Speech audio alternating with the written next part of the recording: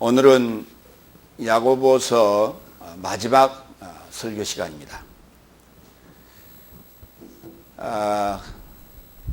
2010년 금년 5월 9일부터 시작해서 오늘까지 13회에 걸쳐 야고보서를 설교했습니다. 오늘 그 마지막 시간으로 구원의 기도, 그리고 간구, 그리고 전도에 대해서 말씀 나누기를 원합니다.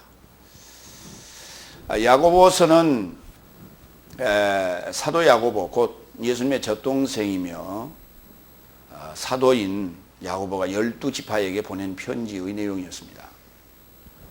믿음에 대하여 강조하고 특히 믿음의 행위에 대하여 강조하는 그러한 내용의 말씀이었습니다.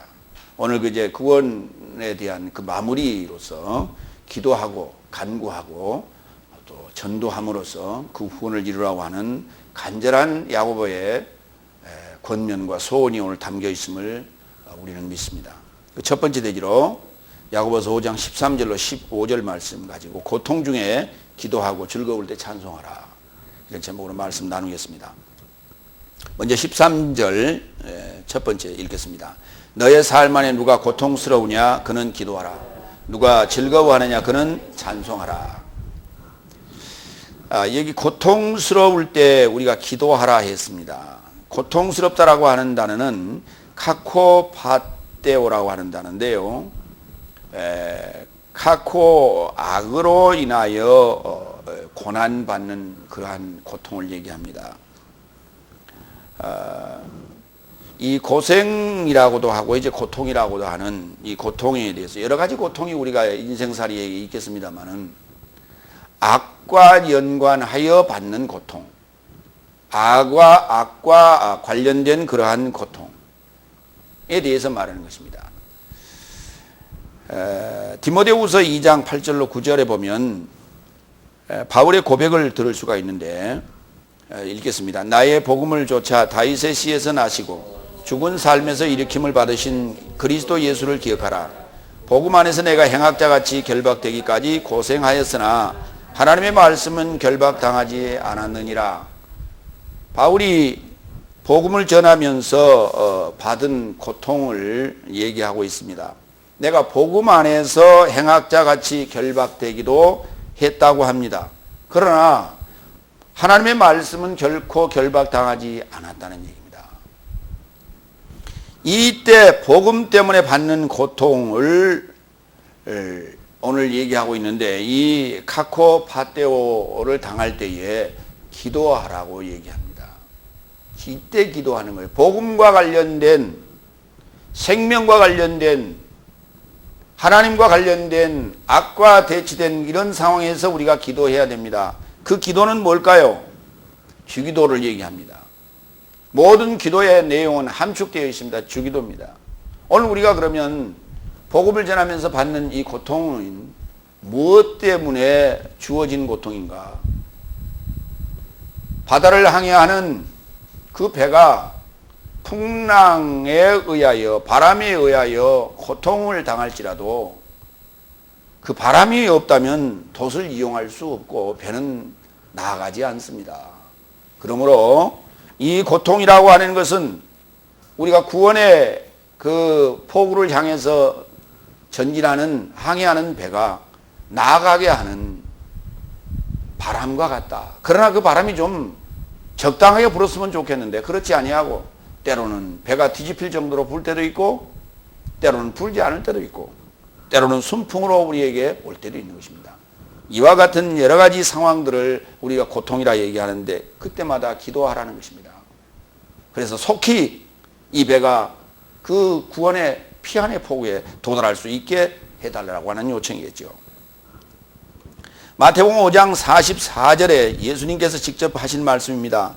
나는 너의 삶에게 이르노니 너의 삶의 원수를 사랑하라. 그리고 너의 삶을 핍박하고 모여가는 삶에서 초월하고자 기도하라 그랬습니다. 여기 마찬가지입니다. 원수를 사랑하라.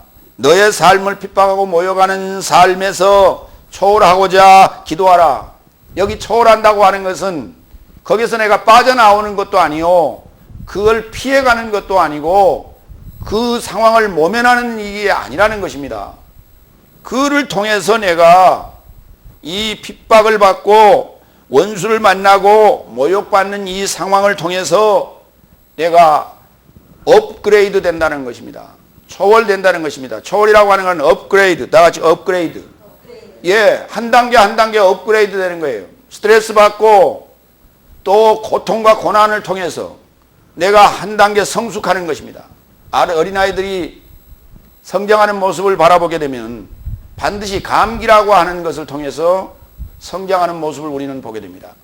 감기를 앓고 나면 훌쩍 커 있는 모습을 우리가 발견하게 되는데 그때마다 그가 그 통통하던 살이 빠지고 훌쩍 커 있는 어떤 모습을 보면서 감기라고 하는 것이 아이를 성장하게 하는 하나의 촉매제, 촉진제가 되는구나 하는 걸 우리는 알게 되는 것입니다. 그러므로 원수를 사랑하라고 얘기합니다. 감기를 사랑하라는 얘기입니다. 나에게 주어지는 현재의 고난과 고통의 상황을 즐기라는 거예요. 사랑하라는 얘기가 즐기라는 것입니다. 디모데후서 4장 3절로 8절을 봅시다. 4장 3절로 5절 보겠습니다. 왜냐하면 때가 이를 것이니 건전한 교훈에서 용납하지 못할 것이요 오히려 자기 욕망을 쫓아 스스로 듣는 것을 간지럽히는 스승을 모실 것이요 진리로부터 듣는 것을 외면하고 우화에 연결코자 빠져들 것이다. 그러나 너는 모든 삶에 집착하라. 고통을 받으며 전도자의 일을 행하며 너의 직무를 완수하라. 오늘 여기 디모데 목사는 젊은 목사입니다.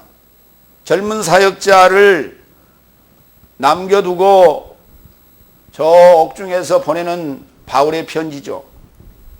때가 이르면 건전한 교훈에서 용납하지 않을 상황이 오고 자기 욕망을 좇아서 귀가 이게 점점점 고급화되고 자기 귀를 간지럽히는 그러한 달콤한 이야기에 빠지게 되고 그러한 스승을 찾아 움직이게 될 것이며 진리로부터 외면하는 자들이 많고 우화에 빠져드는 자들이 많을 것이다.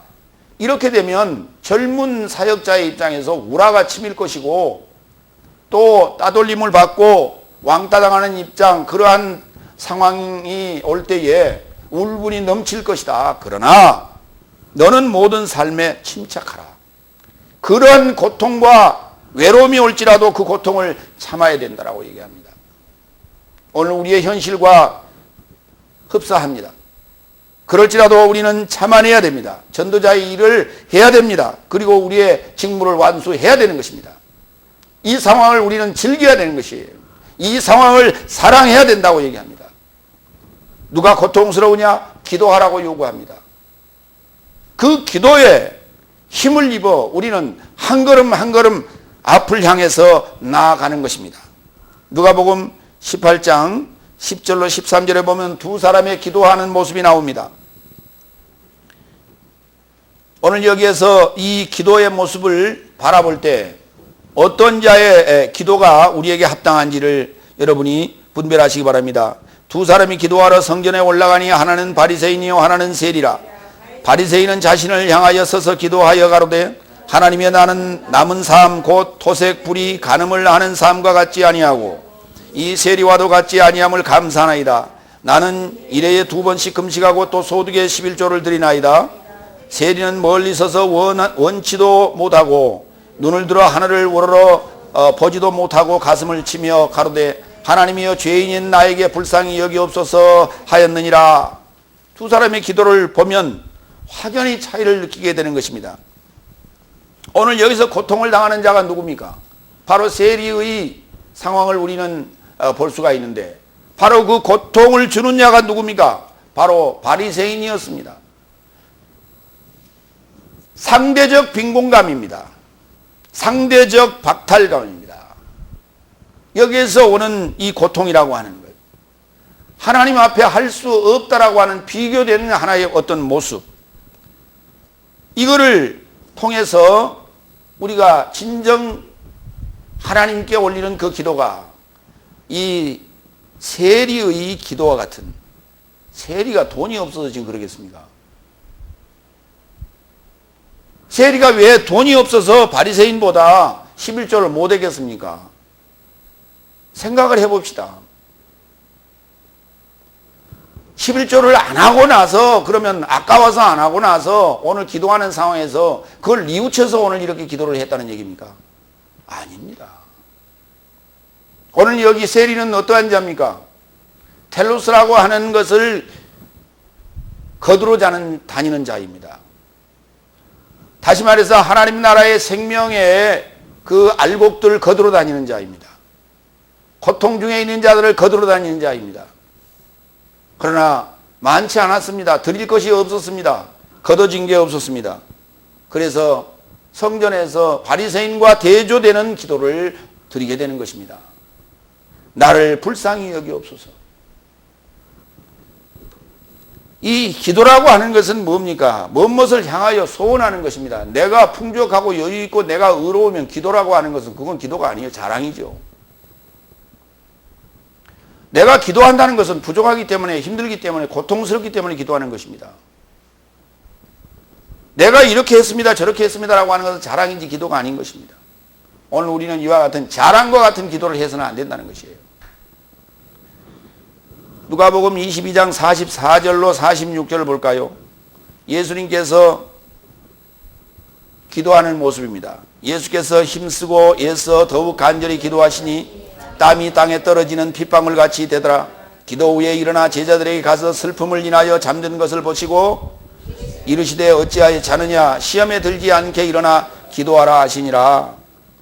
슬픔 중에 있다면, 신랑을 빼앗길 수 있는 슬픔 중에 있다면 그들은 금식하며 기도했어야 마땅하지요. 그런데 슬픔 중에 있는 자들이 어떻게 태연하게 잠을 잡니까? 오늘 이 상황은 밤중에 코를 골며 자는 잠의 모습으로 묘사를 했습니다마는, 오늘 우리가 이 슬픔을 당했을 때, 어처구니 없는 상황이 우리에게 도래했을 때 넋놓고 있었다는 얘기입니다. 이것을 잠자고 있었다고 묘사하고 있는 거예요. 무엇을 해야 될지 갈피를 잡지 못하고 앞뒤 분간을 못하고 있었다라고 하는 것입니다. 당황하고 있는 모습이죠. 어리기 때문에 그런 모습이에요. 그러나 예수님께서 시험에 들지 않게 일어나 기도하라고 요구합니다. 누워있지 말라고 요구합니다. 늘어져 있지 말라고 요구합니다. 정신을 가다듬고 추스리라고 요구합니다. 추스리고 일어나야 됩니다.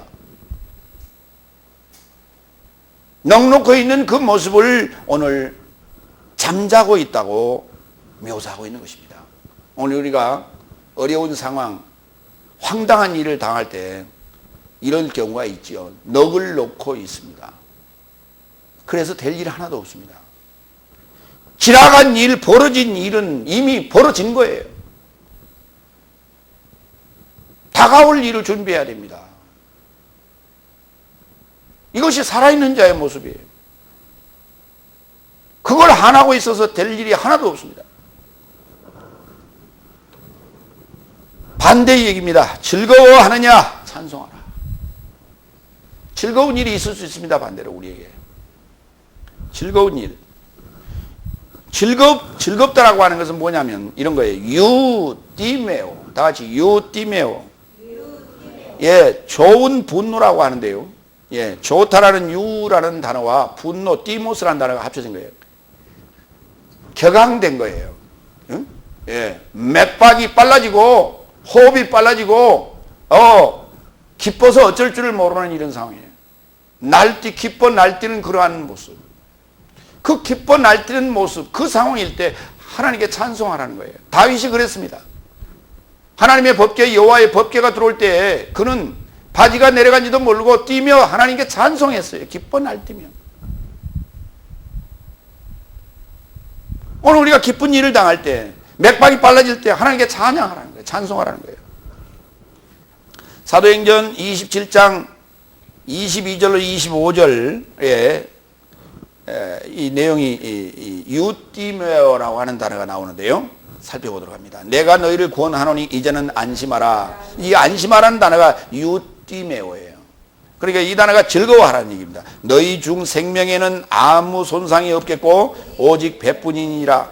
나의 속한 바 곧 나의 섬기는 하나님의 사자가 어젯밤에 내 곁에 서서 말하되 바울아 두려워 말라. 네가 가이사 앞에 서야 하겠고 또 하나님께서 너와 함께 행선하는 자를 다 내게 주셨다 하였으니 그러므로 여러분이여 안심하라 즐거워하라 나는 내게 말씀하신 그대로 되리라 하고 하나님을 믿노라.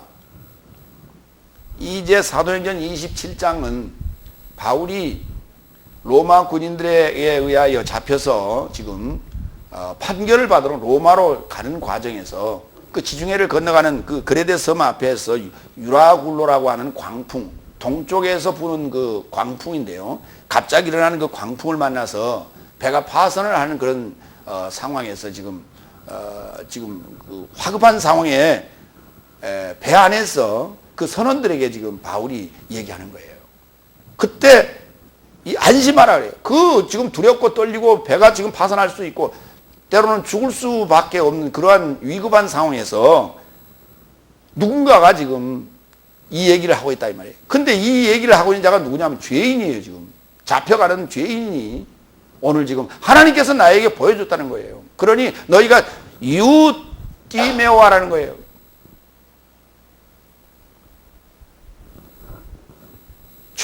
좋게 떠들고 웃고 즐기라는 거예요. 지금 그렇게 가라앉아 있지 말고 너희의 맥박을 좀 빨리 하라는 거예요. 지금 뭐 이런 상황이에요. 그러니까 이 상황에서 바울은 지금 하나님께 찬송하고 있는 거예요. 이런 상황에서 지금 하나님께 찬송을 해야 되는 거예요. 근데요, 믿지 않는 사람이라 하더라도 믿는 자가 이렇게 얘기를 하고 또 그 상황이 호전되었다고 합시다. 그 얘기를 대로 됐다고 하면 그 사람은 또요 할렐루야 그런다니까요. 안 믿는 사람들이라도 그렇게 합니다. 예. 에베소 5장 19절로 21절을 보겠습니다. 시와 찬양과 영적인 노래로 너희 스스로에게 발산하며 너희의 마음 안에서 주께 노래하고 찬송하며 모든 삶에서 초월하여 그리스도 예수 우리 주의 이름 안에서 항상 하나님과 아버지에게 감사하며 하나님의 경외함 안에서 서로에게 복종하라. 여기 오늘 다 나왔어요. 찬양과 관련된 이야기는 다 나왔어요. 시와 찬양과 노래와 찬송 다 나왔어요. 그리고 감사. 이 모든 것을 한마디로 얘기하면 감사예요. 그런데 시로 찬송하는 것입니다. 노래로 찬양하는 것입니다. 그렇게 연결하시면 돼요. 시라고 하는 그 헬라어로는 푸살모스라고 하는데 푸살모스라고 하는 것을 시라고 하고 그 다음에 푸살로라고 하는 것은 찬송하다. 그러니까 시로 노래하는 것을 찬송하다 이렇게 얘기합니다. 찬양이라고 하는 단어는 히브리어로 바라크라고 합니다. 그 바라크라는 단어는 찬양이라고도 하고 축복이라고도 하고 또 칭찬이라고도 하는 것입니다. 그래서 바라크라는 단어에서 브라카라는 단어가 만들어지는데 그게 우리가 일반적으로 얘기하는 축복이라는 단어예요. 그러니까 축복이라는 얘기가 뭐냐면 헬라어로는 율로기아 그래서 좋은 말이에요. 그러니까 칭찬이 좋은 말이죠. 그것을 우리가 찬양 그렇게 얘기하는 것이에요. 그러니까 축복이라는 말이 좋은 말이에요. 다음에 이 할랄이라는 단어인데요. 할랄이라는 단어, 할렐루야 우리가 얘기할 때 그 할렐루야라는 여호와를 찬양하라 이런 뜻인데요. 그 할랄이라는 단어와 여호와라는 단어가 이렇게 합쳐져서 할렐루야 이렇게 되는데 그것은 발산하라는 거예요. 하나님을 만났으면 하나님을 발산하라는 거예요. 밝히 드러내라는 거예요. 다윗이 하나님께 미쳤지요. 바지가 내려간지도 모르고 춤을 추며 미쳤다. 이렇게 몸으로 이렇게 발산하는 거예요. 이렇게 발산하는 거예요. 다윗이 오늘 지금 이제 로마 왕 앞에 갔을 때 이렇게 너희가 미쳤구나 그랬단 말이에요. 미쳤다라고 하는 거예요. 그 미친 상황이에요. 할렐루야. 할렐루야. 그 미쳤다는 얘기. 나는 하나님께 미쳤습니다. 이런 뜻이에요 지금. 누가 보든 말든 할렐루야. 이렇게. 그 다음에 이제 찬송한다라고 하는 단어인데 우리 찬송가적인 입장으로 이해하시면 되겠습니다. 자마르라고 하는 단어. 이건 연주한다는 거예요. 이렇게 뜯는다. 그 악기 현을 뜯는다는 의미로서 자마르. 다음에 시를 한다는데 이건 노래한다는 거예요. 이게 입으로 노래하는 그런 입장이죠. 자, 이러한 얘기를 전체를 한마디로 이제 우리 그 한문으로 사자성어로 얘기하면 찬양 고무라는 말을 써요. 찬이란 말은 기린다는 것이고, 그 다음에 양이라고 하는 것은 올려드린다, 높인다, 이렇게 올린다. 그 다음에 고라고 하는 것은 북친다. 예. 그 다음에 고수라고 하죠. 그 다음에 무라고 하는 건 춤추다. 예. 그러니까 기리고 올리고 북치고 춤추고 하는 것이에요. 이게 찬양 고무. 종종 이런 얘기가 나오죠. 이제 찬양 고무죄. 북한 우리 김정일이나 김일성을 이제 찬양 고무했다. 우리의 적인데도 상대를 이렇게 높이는 그런 이적 행위를 했다 해서 찬양 고무죄라는 소위 죄가 있습니다. 우리 보안법에 찬양 고무죄. 이번에도 한상열 목사라는 분이 미립국을 해서 이제 찬양 고무했다라고 하는 아마 그런 찬양 고무죄에 아마 걸릴 거예요. 아마 오게 되면. 그런데 이제 이 인간을 찬양 고무하는 것이 아니라 하나님을 찬양 고무하라는 것입니다. 예. 즐거울 때 하나님께 찬양하라는 거예요. 찬송하라는 거예요.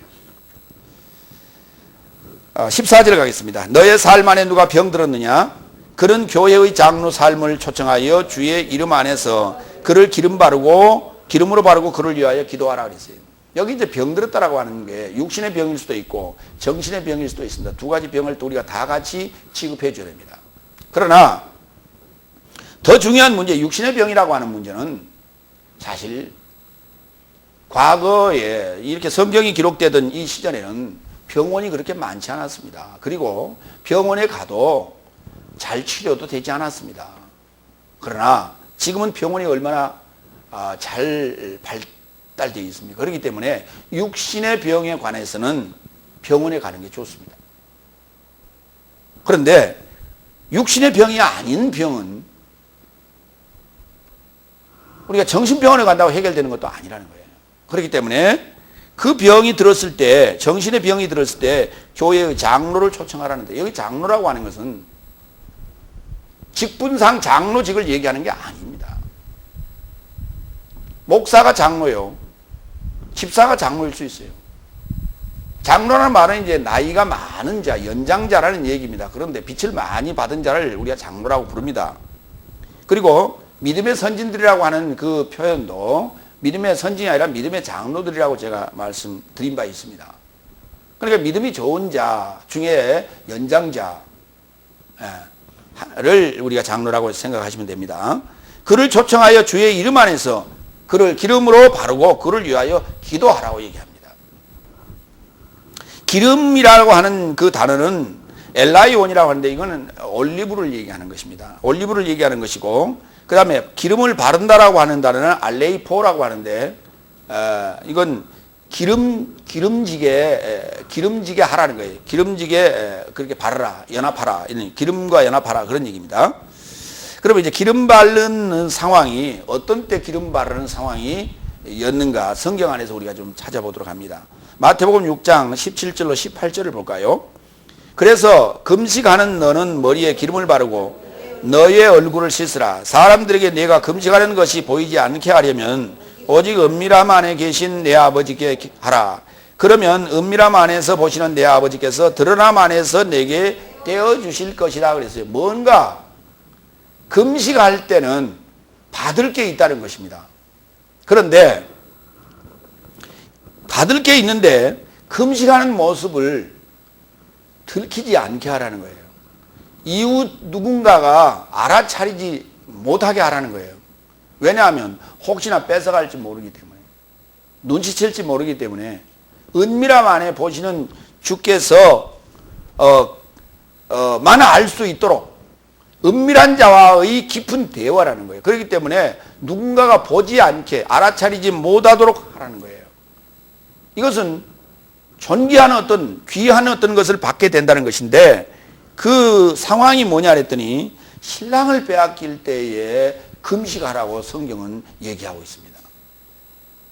그러면 그 상황이 올 때 낙심하지 말고 더 씩씩하게 용기 백배해서 남이 눈치채지 못하게 하라는 거예요.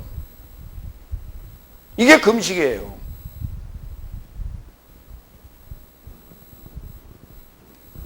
근데 속과 지금 겉이 다르는 것이죠. 요한복음 12장 1절로 12절을 보면 이제 바르는 상황이 나오는데, 여기 기름은 아닙니다만 바르는 상황이 등장합니다. 그런즉 예수께서 6월절 6일 전에 베다니에 이르렀으니 죽었던 나사로가 있던 곳이요 그를 죽은 삶에서 살리셨던 곳이다. 그런즉 거기서 그에게 만찬을 행하였으니 마르다는 시중을 들고 있었고 예수와 함께 앉은 삶 중에 나사로 혼자 있더라. 그런즉 마리아가 값진 순수한 나디향 모략 리트라를 취하여 예수의 발에 붓고 그의 발을 자기 머리털로 닦으니 집이 모략 향기로 가득 차게 되었더라 그랬습니다. 거기 지금 예수의 발에 부었다는 단어입니다. 발랐다는 것입니다. 나드향 모략 리트라를 거기다 부었다는 거예요. 발랐다는 거예요. 이거는 뭐를 얘기합니까? 예수님의 십자가의 죽으심을 예비하고 준비하는 과정이죠. 그래서 예수님께서는 그를 칭찬하게 되는데 마리아의 선행입니다. 죽음을 준비하는 거예요. 그러면 이 죽음을 준비하는 이 상황이 결국은 뭐 하는 거예요? 금식하는 상황이에요. 그는 값진 것을 아낌없이 죽음을 향해 가는 그를 위하여 그 신랑을 향해 드립니다. 오늘 이 상황이 금식이라는 거예요. 이렇게 이웃을 향해서 죽어가는 이웃을 향하여 선행하라는 거예요. 이게 지금 기름 바르라는 거예요. 그리고 기도하라는 거예요. 어렵고 힘든 이웃에게 너는 참 이웃이 되어달라고 요구합니다. 오늘 예수님께서 그렇게 요청을 했고 그 요청대로 마리아는 예수님에게 행했습니다. 그러면 예수님께서도 죽은 나사로에게 그렇게 행했거든요. 기름 바르고 그리고 기도하셨어요. 나사로야 무덤에서 나오라고 요구했습니다. 이 기도입니다. 그럼 기도가 뭡니까? 살리는 거예요. 죽어가는 자를 살리는 것이 기도입니다. 죽은 자를 위로하는 것이 기도가 아니라 죽은 자를 살리는 것이 기도예요. 그 살리는 데 기름을 발랐다는 것입니다. 누가복음 10장 33절로 36절을 봅니다. 여기 우리가 일반적으로 얘기하는 선한 사마리아인의 얘기가 등장합니다. 어떤 사마리아인은 여행하는 중 거기 이르러 그를 보고 불쌍히 여겨 가까이 가서 기름과 포도주를 그 상처에 붓고 싸매고 자기 짐승에게 태워 주막으로 데리고 가서 돌보아 주고 이튿날에 데나리온 둘을 내어 주막 주인에게 주며 가로되 이 사람을 돌보아 주라. 그러나 얼마나 추가되었다면 내가 돌아올 때에 나를 떼어줄 것이다 하였으니 내 의견은 이 세 사람 중 누가 강도 만난 자의 이웃이 되겠냐. 당연히 요 사마리아인이죠.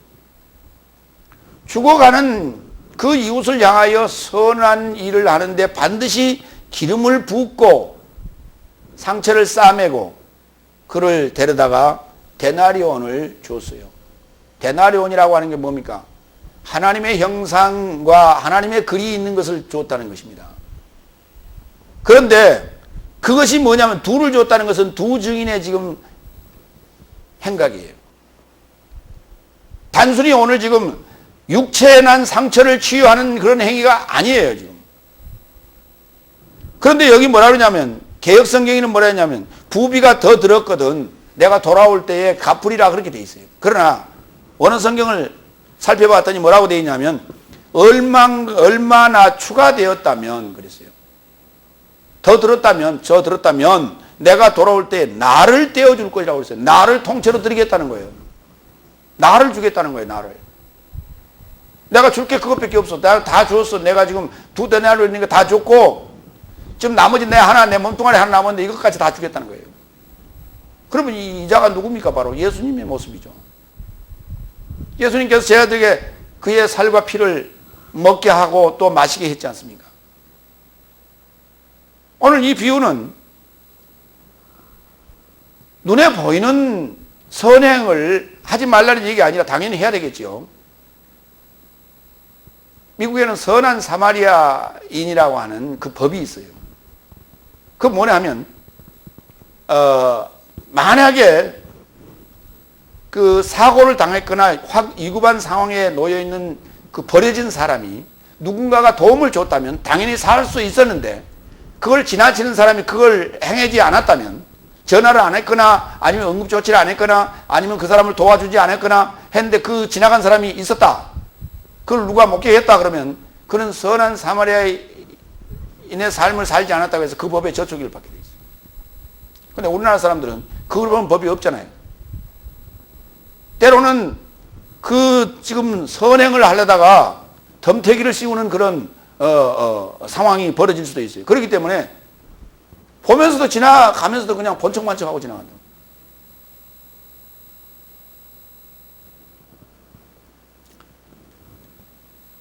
오늘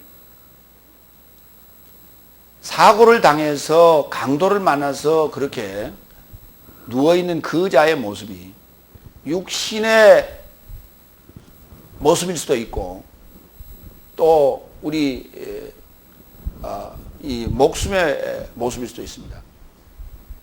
근데 그게 그거예요. 사실은 그게 그 상황이 그 상황이에요. 그러니까 복음이 들어갈 때가 어느 때냐, 그가 지금 육신적으로 힘들어하고 고통스러워하고 난처하고 지금 이렇게 도움을 필요로 할 때, 그때 복음이 들어간다는 거예요. 결국은 이 상황을 우리가 복음 전파의 상황으로 이용하면 된다는 거예요. 오늘 이 상황에서 지금 복음이 들어가지 않겠습니까? 세 번째 15절 갑니다. 믿음의 소원은 피곤한 자를 구원할 것이며 주께서 저를 일으킬 것이다.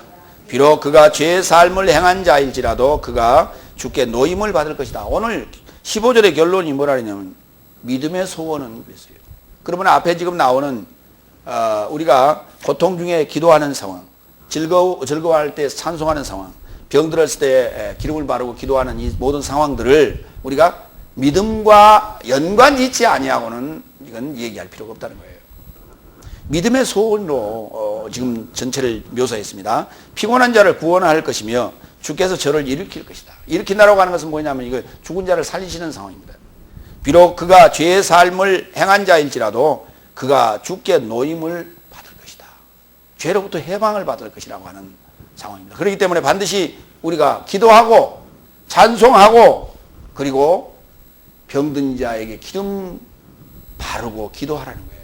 이게 우리가 지금 행해야 될 일입니다. 우리 믿는 자들이, 믿음의 소원을 가진 자들이 행해야 될 일입니다. 믿음의 소원은 구원을 받고 죄에서 놓이게 된다. 높인다는 것이 아니라 놓이게 된다. 예. 마태복음 9장 1절로 8절을 좀 보겠습니다. 여기 우리 중풍병자를 고치시는 그 예수님의 그 모습이 등장하는데요. 읽겠습니다. 예수께서 배에 승선하여 건너가시어 자기 동네에 이르시어 보니 침대 위에 눕게 된 중풍병자를 그에게 데려오자 예수는 저의 삶의 믿음을 보시고 중풍병자에게 이르시되 담대하라 자녀여 너의 죄가 내게서 이미 떠나게 되었도다. 6절로 넘어갑니다. 이는 인자가 땅 위에 죄의 삶을 떠나게 할 권세를 갖고 있는 줄 알게 하려 하심이라. 그때 중풍병자에게 이르시되 일어나 내 침대를 메고 내 집으로 가라. 그러자 일어나 집 안으로 떠났다. 그러자 무리가 보고 두려워하였으며 이 권세를 사람들에게 주신 하나님을 영광스럽게 하였다. 그랬어요. 자, 이제 그 중풍병자들은 일어나 가라 하니까, 내 죄가 사해졌다고 하니까 시비 거는 자들이 있었죠. 이제 그래서 예수님께서 이런 말씀을 하시는 거예요. 그런데 여기 중풍병자라고 하는 이는 누구냐? 풀린 자예요.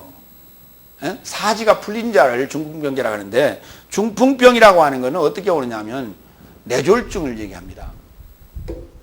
뇌졸중을 얘기하는데, 이거는 피가 탁해지고 피 안에 찌꺼기가 있다가 이것이 이제 뇌로 가는 그 모세혈관을 막아서 산소가 공급되지 않아서 일어나는 산소 결핍 현상입니다. 그래서 일어나는 것인데 사지가 마비가 돼버리죠. 그래서 뇌에서 통제 불능 상태가 되기 때문에 사지를 쭉 늘어뜨리고, 혹시 여러분들이 걸어 다니시는 분들이 있어서 일부 치료가 좀 되어가지고 재활치료하는 과정으로 운동하는 과정에서 이렇게 좀 약간 절뚝절뚝거리고 걷는 모습을 종종 여러분이 보셨을 거예요. 그거 지금 중풍병자예요. 그런데 이게 지금 육신적인 중풍병자가 죄하고 관련이 있냐고 말입니다. 너의 죄가 지금 떠나갔다고 얘기합니다. 근데 바로 이 죄가 떠나갔다라고 하는 것은 뭐냐면 풀려있는 자를 얘기하는 것이, 풀려있는 자가 누굽니까? 죽은 자나 다름이 없는 것이죠. 살아있으나 그는 죽은 자나 다름이 없는 자를 우리가 중풍병자라고 부르는 거예요. 그러면 중풍병자, 손 마른 자, 뭐 귀머거리, 눈먼 자, 뭐 여러 가지 병자들이 등장을 합니다. 무능병자 등 이렇게 등장을 하는데, 복음서에 등장하는 병든 자 모두는 우리는 어떻게 볼 것인가? 다섯째 날의 결과를 말하는 것으로서, 다섯째 날의 결과입니다. 그게 죄인의 말로를 얘기하는 것이에요. 그 다섯째 날의 결과를 말하는 것으로서 믿음으로 구하면 후히 주시고 꾸짖지 아니하시는 하나님께서 지혜를 주실 것을 지금 말하고 있는 거예요. 그러니까 이 상황에 놓인 자가 다섯째 날의 절망감에서 하나님을 찾으면 그 말입니다. 하나님께 지혜를 구한다면 그 말이에요. 그는 반드시 주께서 저를 일으킬 것이요. 그러니까 피곤한 자 아닙니까 이게? 병든 자, 피곤한 자. 왜냐하면 이건 늘어져 있는 자가 자기 몸을 추스리기도 힘든 자 아닙니까? 반드시 저를 지혜로서 일으키실 것이요. 또 저의 죄진 삶에서 해방시킬 것이라고요. 그러니까 성경은 이렇게 전부 비유로 쓰고 있는 거예요 지금. 근데 비유로 써놨는데 이것을 일반적으로 우리 배우지 못한 자들이라 하더라도 느낄 수 있도록, 아하 이런 상황이었구나라고 이해할 수 있도록 육신적으로 지금 우리 가시적으로 현실적으로 이해될 수 있도록 써놨을 뿐이라는 거예요. 그런데 그것을 오늘날 지금 젊은이들의 사고는 어떻게 변하느냐, 이거를 이런 비유적으로 지금 이해를 하려고 하지도 아니하고 또 비유적으로 설명해 주지도 않고 있으며, 현실이 성경을 볼 때도 스스로 볼 때 이거 비유적이구나라고 생각하지도 아니하고 직관적으로 보는 거예요. 현실 그대로 지금 문자 그대로 지금 이해하려고 하는 게 지금 오늘 젊은이들의 현실이에요. 참 안타까운 게 지금 우리 현실이에요. 그러면 이런 결과가 어떻게 왔는가? 오늘 우리 사회 전반적인 한국의 지금 교육의 현실이고 지금 병든 현실을 지금 설명하고 있다. 학교 교육이 그렇습니다. 인문학을 중점적으로 하는 것이 아니라 전부 지금 이공계 중심적으로 교육이 이루어지고 있어요. 왜? 인문학 공부해가지고는 먹고 살기가 힘들다는 것입니다. 그렇기 때문에 전부 기술 배워야만이 살 수 있다는 것이에요. 그러니까 인간의 두뇌가 전부 다 경제적이고 기술적이고 기계적으로 좀 바뀌는 거예요. 그러면 그렇게 딱딱하고 이게 계산적인 그러한 두뇌로 바뀌어가는데, 그러한 상황을 소프트하게 그걸 좀 이렇게 이완시켜주는 작용이 뭐냐 하면 이것이 바로 복음이에요. 이것이 설교입니다. 그리고 인문학이라고 하는 게 시라고 하는 것들이에요. 이런 것들이. 그리고 문화라고 하는 것들이에요. 그런데 이 문화도 마찬가지로 딱딱해지고 하드화 되어져 가는 이 정신의 세계를 이완시켜주는 역할을 하는 것이 아니라 똑같아요. 문화 형태도 똑같이 그렇게 이게 하드화되어 가요. 딱딱해져 가요. 그러다 보니까 오늘 지금 이 젊은이들의 사고가 전부 계산적이고 타산적이고 눈에 보이는 현실적인 감각적인 형태로만 지금 발전되어 가지고 성경을 보면서도 이게 어떤 비유고, 어찌해서 우리 조상들이 2000년 동안 또는 3500년 동안 이 긴 세월을 이거 성경 하나를 제대로 이해하지 못하고 있었을까? 또 그들은 어찌하여 이렇게 오류 투성이로 보이는 성경을 이걸 진리라고 믿고 있었을까라고 하는 데에 대해서 의문을 가지거나 심각하게 생각하지 아니하고 자기들의 사고 보이는 대로 난도질을 하고 앉았어요. 이게 오늘 지금 젊은이들이 이런 사고를 가지고 있어요. 나는 이걸 심히 우려가 된다 하지 않을 수가 없어요. 지금 우리 젊은이들의 지금 심각한 병든 현실이다. 근데 그게 지금 괜히 그런 것이 아니라 일부 기독교 정치인들의 잘못된 행태 때문에 이루어진 반기독교적인 현상이에요. 근데 그것을 왜 하나님께 화풀이를 하냐고. 왜 성경 가지고 난도질 하냐고. 반기련이라고 하는 시민연합연대라고 하는 묘한 어떤 단체들이 만들어 놓고 이런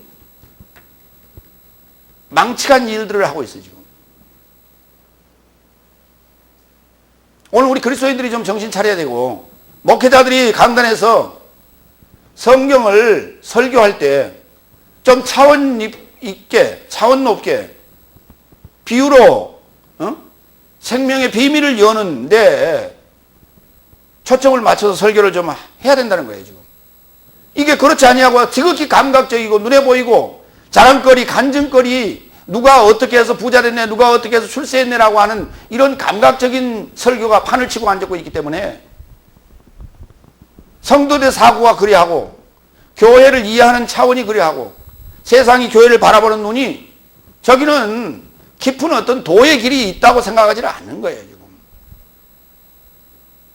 그들이 바라볼 수 있고 그들이 분별할 수 있고 판별할 수 있는 손에 뻔히 보이는 어떤 수가 보이기 때문에 기독교를 이렇게 가벼이 여기는 것입니다.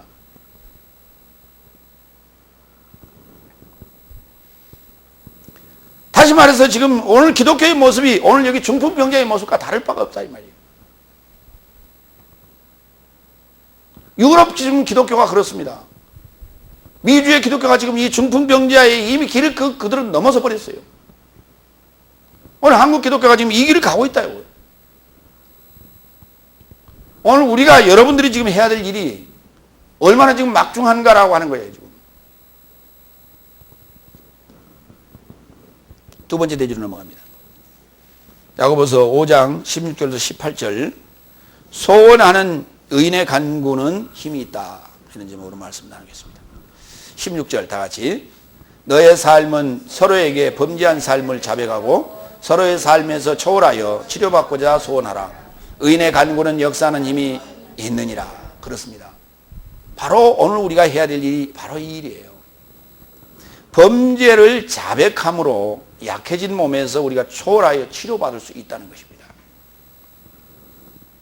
에베소 2장 3절로 6절을 좀 보도록 합니다. 여기 범죄라는 단어를 좀 봅니다. 그때 나의 삶도 모두 그 삶 안에서 나의 삶의 육체의 욕망 안에서 육체와 지각의 뜻을 행하며 바쁘게 살게 되었으니 남은 삶과 같이 본질상 진노의 자녀였더라. 그러나 긍휼 안에서 계신 하나님은 부요하시니 그의 풍성한 사랑을 인하여 나의 삶을 사랑하사 범죄로 죽어있는 나의 삶도 그리스도와 함께 살리셨으니 너희가 은혜로 구원을 얻게 된 것이며 그가 함께 일으키사 예수 그리스도 안에서 하늘에 속한 삶 안에 함께 앉히셨다 그랬어요. 범죄한 삶이라고 하는 것이 뭐냐? 바로 이거는 실수요, 범과 또는 범죄 이렇게 얘기하는데요. 이거는 이제 하마르티아라고 하는 우리가 빗나간 삶이, 빗나간 사고, 빗나간 법이 우리 안에 들어와 있기 때문에 이 죄법이라고 하는 것이 우리 안에 들어와 있기 때문에 육체의 욕망 안에서 육체의 지각의 뜻을 행하며 바쁘게 살았던 삶입니다. 다시 말해서 자기 육신을 위하여 바쁘게 사는 것 자체가 뭐냐면 죄법 아래에 매여서 그가 범죄하고 있는 거예요, 지금 이게.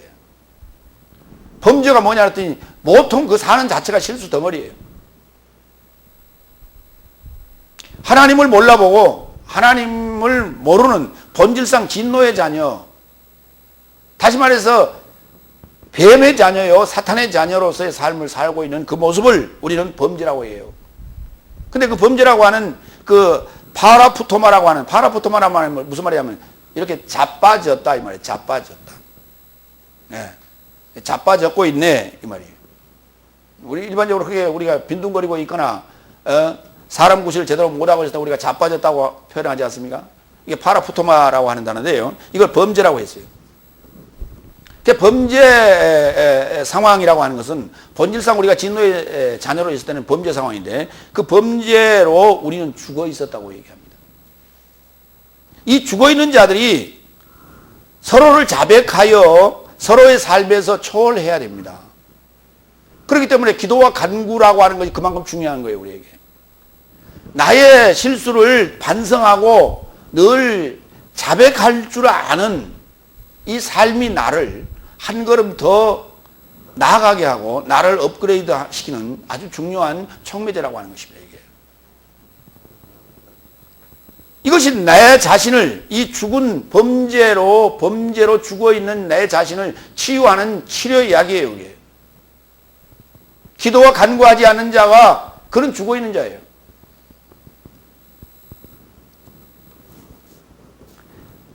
이 다섯째 날의 상황을 계시록에서는 사도교회로 묘사를 했는데, 살았다 하나 실상은 죽은 자라고 묘사하고 있는 거예요. 그러니까 살았다 하나 실상은 죽은 자, 모두 병든 자예요. 그들이 예수님을 만나야만이, 예수님을 만나서 선한 이웃을 만나서 기름 부음을 받고 기도를 받아야 돼요. 그래야 살아나게 되는 것입니다. 오늘 선한 이웃이 누굽니까? 바로 저와 여러분이 선한 이웃이 되어서 이와 같이 병든 자들을 찾아가야 되지 않겠습니까? 그들의 자백을 받아내야 되지 않겠습니까? 로마서 10장 9절로 10절. 그 자백이라고 하는 건 이런 거예요. 내가 만일 내 입안에서 예수를 주로 고백하였고 또 하나님께서 그를 죽은 삶에서 일으킨 것을 내 마음 안에 믿었다면 구원을 받을 것이다. 왜냐하면 의에 이르고자 마음으로 믿어져야 하고 구원에 이르고자 입으로 고백되어져야 한다고요. 자, 여기서 자백이라는 단어와 고백이라는 단어 또는 시인이라는 단어로 이제 이렇게 쓰고 있는데, 로마서 10장에서 개역성경에서는 시인이라는 단어를 썼고요. 오늘 지금 저는 고백이라고 지금 표현을 했어요. 근데 그 단어가 뭐냐면 호몰로게오. 다 같이 호몰로게오. 똑같이 말한다는 거예요. 똑같이 말하는 거예요. 지금 동일하게 내뱉는 거예요. 누구와? 주님과. 주님과 연합되어져서, 말씀과 연합되어져서 내뱉는 말입니다. 이걸 고백이라고 하는 거예요. 스테레오로 나오는 거예요. 스테레오로. 모노로 나오는 것이 아니라, 내 소리를 하는 것이 아니라 스테레오로 말하는 거예요. 똑같은 거예요. 이걸 우리가 호몰로게오라고 하는데, 자백이라는 단어는 그 앞에 에크라는 단어가 하나 더 붙었어요. 고백이라는 단어는, 호몰로게오라는 단어는 말하는 것이고, 자백이라는 단어는 그것을 누가 듣도록 이렇게 토해내는 거예요, 이게 지금. 그 자기의 고백을, 독백을 토해내는 것입니다. 이게 그걸 엑소몰로게오라고 해서 이걸 자백으로 표현했어요. 그러니까 치료를 하기 위해서는 사람이, 우리가 이제 화병이라는 말을 종종 씁니다. 우리나라 사람들이 화병이라는 말을 쓰는데, 화병이 뭐냐면 이제 오늘날 병명으로서는 스트레스예요. 그 스트레스를 안에서 사귀고 있을 때 그걸 덩어리가 됩니다, 이게. 예, 그게 쌓여서 이게 화병이 되는데, 그것을 이제 옛날 우리 어머니들은 이렇게 했어요. 석탄, 백탄 타는 데는 연기가 나지만은 내 속 타는 데는 연기도, 김도 나지 않는다. 이런 표현을 쓰는데, 그게 바로 화병이에요. 그게 일종의 스트레스인데요. 그럼 스트레스를 푸는 길이 뭐였냐면 토해내는 거였어요. 그럼 그걸 뭘로 토해내느냐? 옛날 우리 어머니들은 농요로 토해냈습니다. 일하면서, 밭에서, 논에서 일하면서 노래로 토해냈습니다. 이야기로 토해냈습니다. 예. 마실 간다고 그러죠. 마실 가서 제잘거리면서 토해냈습니다. 초상집에 가서 한풀이 하면서 땅을 치며 통곡하면서 고가면서 그걸 토해냈습니다. 자기의 한들을 그때 가서 곡을 하면서 토해내요. 이렇게 하면서 그 화병을 치료했던 것을 우리는 압니다. 그런데 오늘 이 여인들이 살 길이 생겼어요. 우리 한국의 여인들이. 교회라는 곳에 나오면 통성기도하고 찬송하니 살 수 있었어요. 오늘 그것이 우리만의 병이 아니라 모든 인간이 가지고 있는 소갈이 하는, 속에 쌓여있는 말 못하는 병들입니다. 이게 그렇게 생기는 병들입니다. 그 병을 치료할 수 있는 방법, 그것은 토해내는 것입니다. 기도로 토해냅니다. 간구로 토해냅니다. 그것을 또 복음으로 토해냅니다. 그러니까 여러분들이 입을 열어 복음으로 토해낼 수 있는 연습이 뭐냐면 기도와 간구였던 거예요. 기도와 간구를 통해서 복음의 나팔을 불 수 있는 연습을 한 거예요. 훈련하는 과정이었습니다. 그러니까 입을 열지 아니하면 사람은 죽습니다. 입을 열지 않고 말 못하게 하면 사람은 죽습니다. 기가 막혀 죽게 돼 있어요. 그래서 우리 그 동화책에 나오는 이야기에 보면 임금님의 이발사 얘기가 나오죠. 그 임금님의 모자가 굉장히 컸었는데 그 머리 속을 볼 수 있는 자는 이발사밖에 없었습니다. 왜냐하면 귀가 너무나 컸어요. 당나귀 귀만큼 컸습니다. 그렇기 때문에 그 귀를 가리기 위해서 큰 모자를 넣을 수가 있었어요. 그때 언제 이발할 때만 이발사가 가서 이발할 때만 그 모자를 벗는 거예요. 근데 너는 내 귀를 보고 밖에 가서 얘기하면 너는 죽는다. 그렇게 다짐을 받았기 때문에 그가 말할 수가 없었어요. 그러나 말하고 싶어서 견딜 수가 없었어요. 그래서 병이 났어요. 그래서 견디다 모여서 내가 이렇게 그냥 죽느니 차라리 한번 소리치고 죽어야 되겠다. 대나무 밭에 가서 소리쳤습니다. 임금님이 기는 당나귀 하고 큰 소리로 외치고 그는 통쾌하게 죽었다는 거 아닙니까? 인간이라고 하는 것이 말 못하게 하면 이건 병나게 되어 있습니다. 말을 해야 살 수 있도록 하나님 만들어놨어요. 그럼 무슨 말을 할 것이냐? 코미디언처럼 웃기는 얘기하다가 할 것이냐? 아닙니다. 아나운서로 맨날 제잘거리다 갈 것이냐? 아닙니다. 남에게 생명을 주는 일을 하다가 가야 되겠죠. 얼마나 좋은 일입니까? 복음입니다. 이와 같이 자백함으로 서로의 삶에서 초월하여 업그레이드되는 물론 말미암아 치료가 되는 거예요. 우리가 인간이 치료되는 것은 다른 게 아닙니다. 초월이에요. 다 슈페르 초월됨으로 치료가 되는 거예요. 네. 하나하나 업그레이드 됨으로 치료되는 거예요. 그래서요 학교 못 다닌 할머니 할아버지들이요 나이 먹어서 70, 80 돼가지고 학교 다녀요. 그래가지고 공부하는 거예요. 그래서 졸업장 받는 거 그게 날아갈 때 기쁘고 좋다는 거예요. 인생의 살맛이 난다는 거예요. 그게 이게 업그레이드 돼가는 거예요. 하나씩 업그레이드 돼가는 과정이에요. 그러니까 보이는 것도 그렇다는 거예요. 그런데 우리는 보이지 않는 생명으로 업그레이드 되니 얼마나 이게 보람찬 일입니까? 그 자체가 치료가 되는 거예요. 그래서 의인의 간구는 이와 같이 역사하는 힘이 있느니라. 그래서 대화하세요. 죽어가는 자, 병든 자 만나서 대화하세요. 그들의 입을 통해서 자백하게 하세요. 그래서 한 단계 한 단계 업그레이드 되고 치유하고 발전돼가는 그러한 삶으로 변화돼가는 삶으로 여러분들이 의인의 삶을 사시기 바랍니다. 17절 엘리야는 나의 삶과 동일한 고난받은 사람이라도 그가 기도로 비 내리지 않기를 기도하였더니 3년과 6월을 땅 위에 비가 내리지 않았으며 거기 이제 3년 6개월을 비가 안 왔다 이렇게 얘기했습니다. 그런데 엘리야가 기도를 그렇게 해서 비가 안 오는 게 아니고 여호와께서 엘리야더러 그렇게 지시를 했어요. 그 열왕기상 17장 1절에 보면 엘리야에 대한 얘기를 이렇게 써놨습니다. 길르앗에 우거하는 자 중에 디셉 사람 엘리야가 아합에게 고하되 그의 앞에서 내가 섬기는 이스라엘 하나님 여호와께서 수년을 우로가 있지 아니하리라. 왜냐하면 내 입에 말이 없음이라. 이렇게 여호와께서 그렇게 말씀하셨다고 지금 아합 왕에게 가서 엘리야가 얘기를 한 거예요.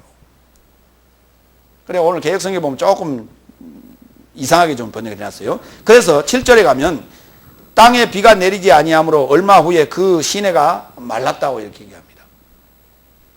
그래서 이 지시를 이제 엘리야에게 여호와께서 하신 후에 엘리야들어 그리 시내가에 가서 거기 있는 물을 마셔라 그랬거든요. 그리고 사렙다 가부에게 가서 네가 공개를 받아라 그랬거든요. 그래 이제 사렙다 가부는 내가 사렙다 가부를 지시하여 너를 공개하겠노라 이렇게 했는데 그 상황을 보면 엘리야가 사렙다 가부가 이제 나무를 줍고 있는데 그 가서 물 한 잔 다오 그래 물 한 잔 다오 그래 놓고 떡 한 덩어리도 가져오니라 이렇게 얘기했단 말이에요. 그랬더니 그 사렙다 가부가 얘기를 합니다. 내가 딱 우리 아들하고 둘이 먹고 딱 죽을 만큼 위에 가루가 있는데 나무 주다가 그거 구워서 둘이 먹고 죽으려고 그러는데 그걸 달라고 하냐. 그래서 또 갖다 줍니다. 그랬더니 그 과부 집에 밀가루통에 그 밀가루가 그리고 기름통에 기름이 비가 올 때까지 마르지 않았다는 거 아닙니까? 그리고 그로 인해서 그 아들이 또 죽게 됐었는데 엘리야가 그를 붙들고 기도한즉 그 아들이 살아나는 역사가 일어나지 않습니까? 이와 같이 의인의 간구가 바로 그 얘기예요. 지금 의인의 간구가 3년 6개월 동안 땅에 비를 내리지 않게 했다 그럽니다. 그런데 사렙다 가부의 집에는 비가 왔어요. 사렙다 가부의 집에는 마를 날이 없었습니다. 하나님의 은혜가 풍성했다는 것입니다. 그런데 여기 3년 6개월이란 말은 없어요. 열왕기상 8장 1절을 봤더니 3년 후에 이제 비가 오게 되는 얘기가 나옵니다. 많은 날을 지내고 제3년에 여호와의 말씀이 엘리야에게 임하여 가라사대 너는 가서 아합에게 보이라. 내가 비를 지면에 내리리라. 엘리야가 아합에게 보이려고 가니 그때에 사마리아에 기근이 심하였더라. 그리고 나서 이제 갈멜산에서 이제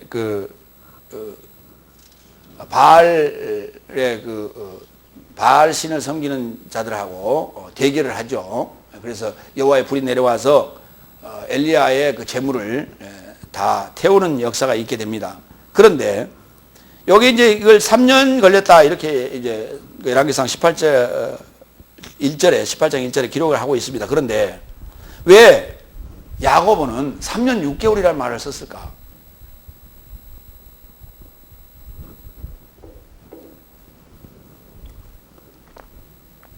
그러니까 18장 1절에 3년째에 여호와의 말씀이 임했고 그다음에 그로부터 비가 올 때까지 약 6개월 걸렸다는 얘기인가? 그걸 대략 추정해서 야고보가 그렇게 썼을까요? 우리는 지금 야고보의 이 표현대로 늘 그렇게 얘기합니다. 엘리야가 기도한즉 3년 6개월 동안 비가 오지 아니하고 또 기도한즉 비가 왔다 이렇게 늘 얘기를 합니다. 근데 열왕기상에 가면 3년이라는 표시만 있고 그 이후에 몇 개월이 걸렸는지 그 얘기는 안 하고 있어요. 그러면 이 숫자에 대한 풀이를 좀 하도록 합니다. 3년이라고 하는 것은 연이라는 단어가 탈바꿈이라는 의미를 가지고 있습니다. 이게 탈바꿈이 강화됐다는 말이고 6월이라는 말은 표백이라는 말이 6이고 월이라는 말은 새로워진다는 말이에요. 그러니까 표백되어 새로워진다는 의미를 얘기합니다. 그러면 그걸 전체적인 상황으로 그걸 전체를 그 사건과 함께 풀어보도록 합니다. 가뭄과 기근으로 표백되어지죠. 모든 땅 위에 푸른 풀들이 다 표백되어질 거 아닙니까? 그 표백되어지고 비옴으로 새로워지게 됩니다. 이를 통해서 탈바꿈되고 강화된 믿음을 소유하게 된다는 얘기예요. 그걸 3년 6개월이라고 썼어요. 그러니까 그 상황 전체를 엘리야와 아합 때에 있었던 그 상황 전체를 야고보는 한마디로 3년 6개월이라고 묘사를 한 거예요. 그럼 구약에 열왕기상 18장 1절에 나오는 얘기는 무슨 말이에요? 그 3년이라는 그 기간 동안 어떻게 됐다? 탈바꿈되고 믿음이 강화되어졌다는 거예요. 누구의 믿음이? 엘리야의 믿음이. 그리고 사렙다 과부의 믿음이. 그 얘기를 하고 있는 거예요, 지금. 그걸 우리는 그 연한으로 계산하는 거예요. 3년 동안 비가 안 오면 사람이 살겠어요, 죽지. 18절. 또다시 기도하였더니 하늘이 비를 주셨고 땅도 그녀의 결실을 발하하였도다 그랬어요. 자, 18장 36절과 38절 과정을 좀 봅니다. 소제 드릴 때에 지금 이 상황은 지금 엘리야가 갈멜산에서 지금 드리는 그 제사 드리는 상황입니다. 소제 드릴 때가 되어 선지자 엘리야가 나아가서 말하되 아브라함과 이삭과 이스라엘의 하나님 여호와여 주께서 이스라엘 중에서 하나님이 되심과 내가 주의 종이 됨과 내가 주의 말씀대로 이 모든 일을 행하는 것을 오늘날 알게 하소서. 여호와여 내게 응답하소서. 내게 응답하소서. 이 백성으로 주 여호와는 하나님이신 것과 주는 저희의 마음으로 돌이키게 하시는 것을 알게 하소서 하며 이에 여호와의 불이 내려서 번제물과 나무와 돌과 흙을 태우고 또 도랑의 물을 할는지라. 자, 여기 오늘 지금 여호와께서 북이스라엘 아합 왕 때에 이 3년 동안 비를 내리지 않게 한 이유가 뭔가? 그들이 여호와를 잊어버리고 범죄한 것 때문에 그렇습니다. 아합 왕이 가장 크게 범죄한 왕 중에 하나입니다. 근데 아합 왕만 그러면 그랬냐? 그의 그 왕비 이세벨은 더 악했어요. 요 사건 그래서 그 바알 선지자들을 다 죽이게 됩니다. 바알 선지자들을 다 죽이고 이 사건이 그 아합에게 보고가 되고 이세벨에게 보고가 되는데 이세벨이 정신을 못 차리고 이 상황이 벌어졌음에도 불구하고 정신을 못 차리고 엘리야를 잡아 죽이라고 얘기합니다. 그래서 엘리야가 도망가는 이 사건이 벌어지게 됩니다. 그러니까 인간이 악해지면 하나님을 모르게 되면 하나님께서 이와 같이 하나님을 깨닫게 하시려고 비를 내리지 아니하십니다. 그래서 아모스 8장 11절에 보면 하나님께서 기근과 기갈을 보내주시게 되는데 오늘 우리로 말미암아 여호와의 말씀을 듣게 하기 위한 기갈을 보내줬다는 것입니다. 하늘에서 비가 안 오면 하늘 쳐다보게 돼 있어요. 하늘에서 비가 안 오면 하늘 쳐다보게 돼 있고 저 높은 산에 올라가서 기후제를 지내게 돼 있어요. 오늘 그래서 기후제를 지내게 되는 그 풍속이 우리 한국에도 있게 되는데 바로 여기 지금 갈멜산에서 있게 되는 이 상황과 똑같아요. 열왕기상 18장 45절 46절. 자, 이제 비가 내리었다는 얘기는 있습니다. 그리고 이스라엘로 갔다는 얘기가 있는데 그것을 야고보는 뭐라고 했냐면 하늘이 비를 주셨고 땅도 그녀의 결실을 발하하였다 이렇게 표현했어요. 열왕기상 18장 45절 46절. 조금 후에 구름과 바람이 일어나서 하늘이 캄캄하여지며 큰 비가 내리는지라 아합이 마차를 타고 이스라엘로 가니 여호와의 능력이 엘리야에게 임하며 저가 허리를 동이고 이스라엘로 들어가는 곳까지 아합 앞에서 달려갔더라 그랬어요. 왜 이스라엘로 갔느냐라고 하는 것입니다. 그 이스라엘이라는 단어가 무슨 뜻이냐면 이스라엘, 하나님께서 씨를 뿌렸다는 얘기예요. 하나님의 씨를 뿌렸다는 얘기예요. 하늘에 비가 내렸다는 얘기가 무슨 말이냐 했더니 하나님의 씨를 뿌렸다는 얘기예요. 하나님의 씨가 뭡니까? 하나님 말씀이 하나님의 씨가 아닙니까? 하나님의 말씀이 임했구나 그 말입니다 지금. 그래서 하나님의 말씀이 임하여 그 씨를 그 지금 결실을 그 열매를 땅이 지금 움트게 했다 이 말이에요. 발하게 했다 이 말입니다.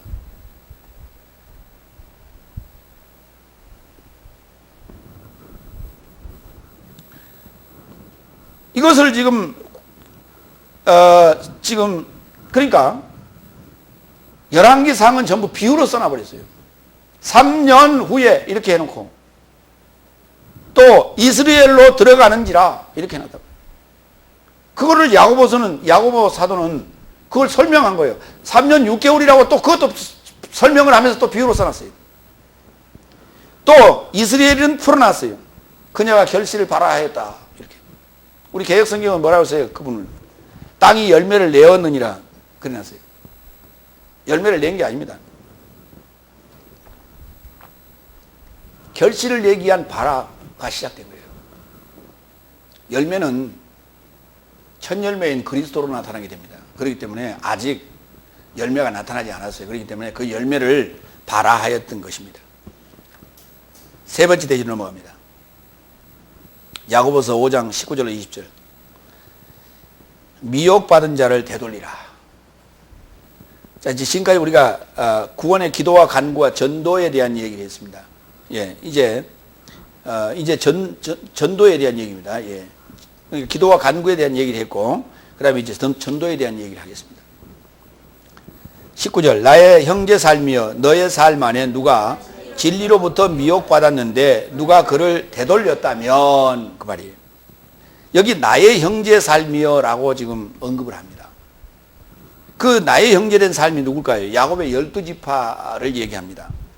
야고보서 1장 1절로 2절 야고보서를 쓰기 시작할 때 이렇게 시작합니다. 하나님과 주 예수 그리스도의 종 야고보는 흩어진 가운데 있는 12지파 삶에게 기뻐하기를 나의 형제 삶이여 너의 삶이 여러 시험에 걸려 넘어질 때면 모든 기쁨을 지도하라 그랬어요. 기쁨을 가르치라는 거예요. 기쁨을 지도하라는 거예요. 네. 그러니까 또 북한 표현 같아요.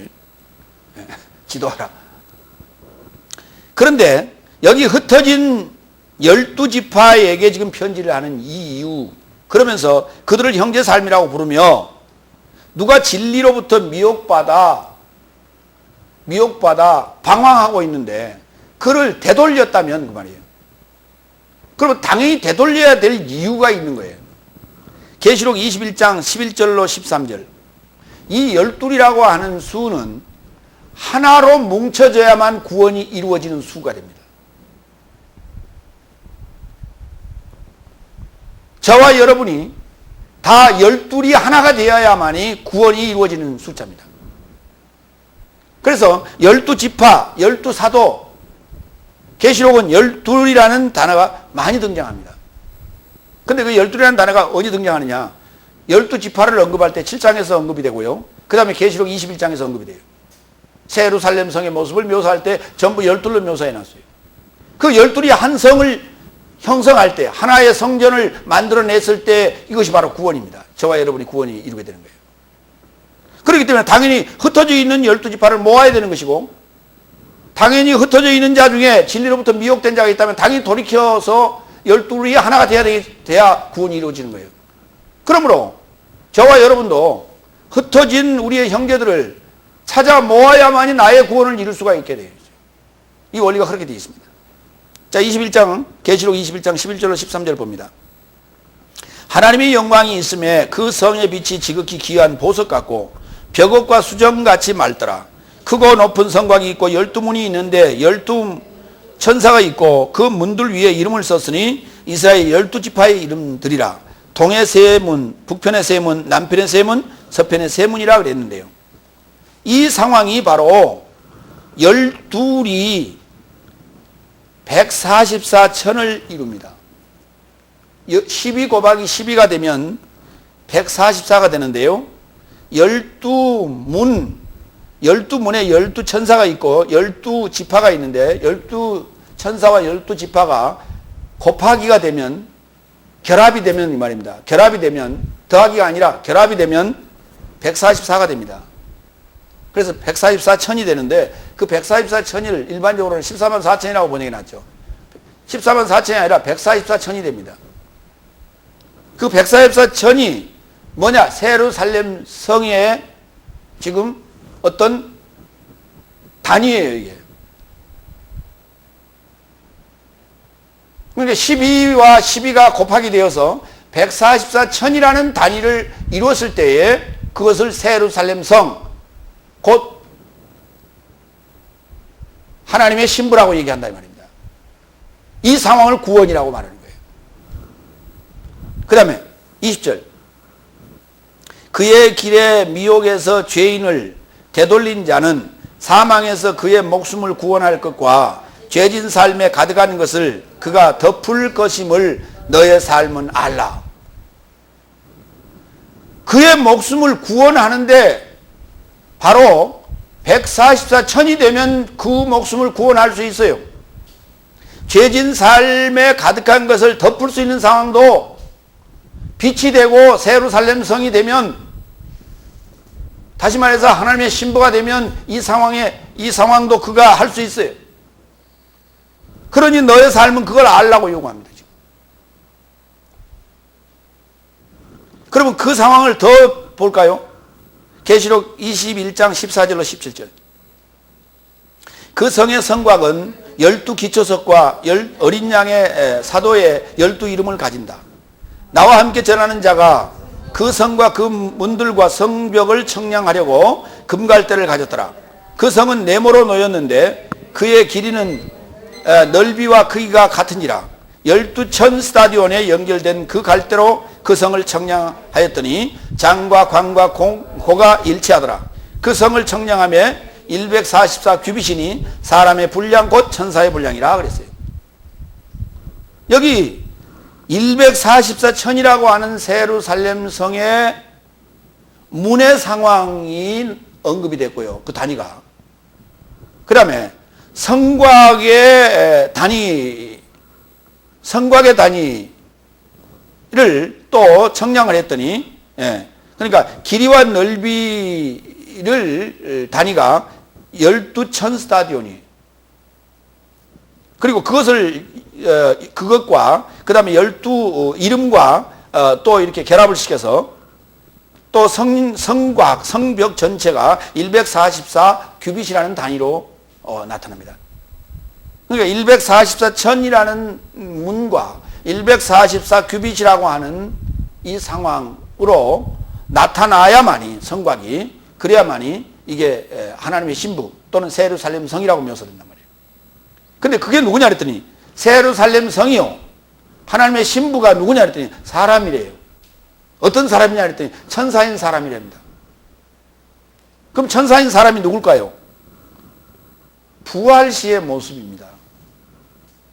예수님께서 7 남자와 한 아내에 관한 이야기를 부활과 연관하여 사두개인이 물을 때, 부활시에는 시집도 가지 아니하고 장가도 가지 아니하고 하나님의 아들과 같으며 천사와 동등하다 그랬어요.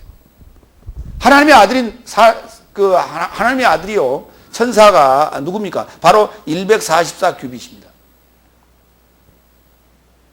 이 단위를 가진 새 예루살렘 성이어야 됩니다.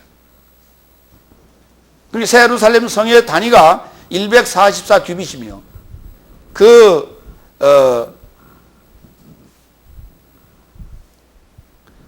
수적인 의미로는 144천이 됩니다.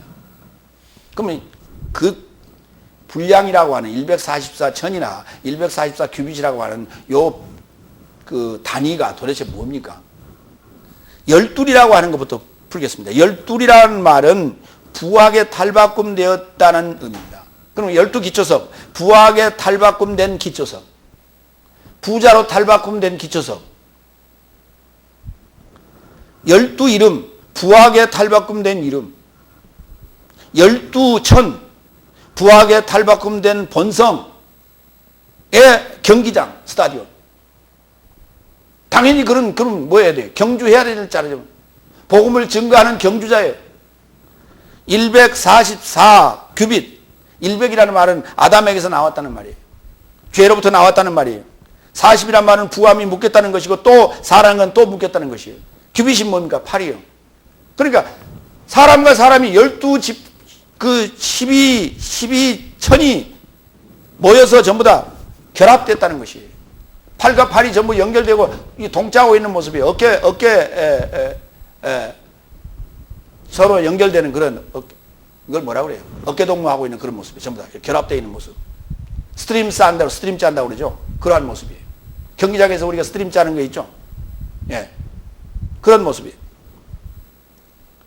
그러니까 이게 144 규빗이라고 하는 것은 뭐냐면 새 예루살렘 성의 단인데요. 성벽의 단인데 이 스트림 짜고 있는 그 모습 자체가 바로 아담에게서 나온 그 부하는 것이 또 묶이고 묶여진 나의 본성이 그렇게 다 하나님의 본성으로 바뀌어져서 그렇게 결합되어서 8과 8로 연결된 한덩어리 되어진 그 모습.